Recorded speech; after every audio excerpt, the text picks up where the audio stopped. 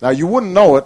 I'm not going to get too political here because I want to answer people's questions about what I'm going to do. But I have to say, you wouldn't know that this is such a critical election by watching the convention last night. I know we had our week, and so the Republicans deserve theirs.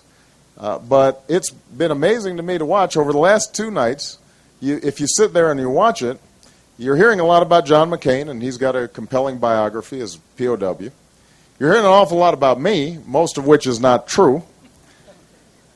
What you're not hearing is a lot about you.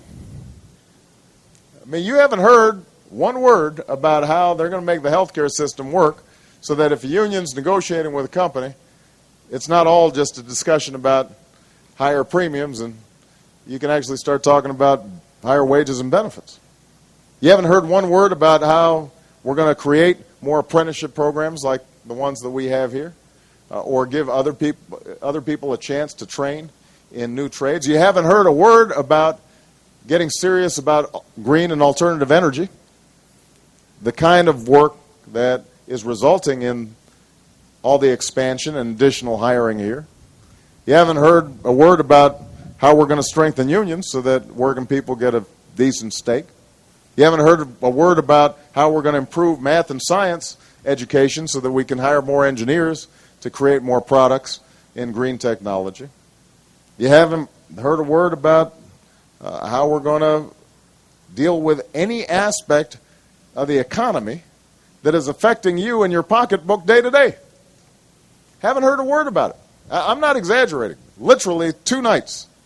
They have not said a word about it. They've had a lot to say about me. But they haven't had anything to say about you.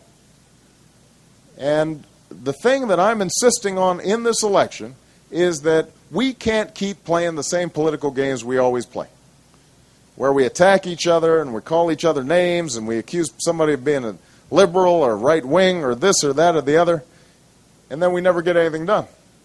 And we end up seeing jobs shipped overseas the same way. We see a tax code that's tilted towards special interests. We see a healthcare system that works very well for insurance and drug companies but doesn't work so good for you. At some point, we've got to stop that and get serious, because if we don't, we are not going to pass on that American dream to the next generation, because we've got competition.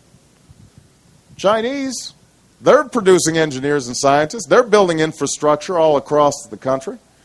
Indians, they're producing software and new technologies. You know, we're not just in isolation here. We've got to compete. And that means that we've got to have a government that is thinking about ordinary people, their lives, how we're going to make them a little bit better.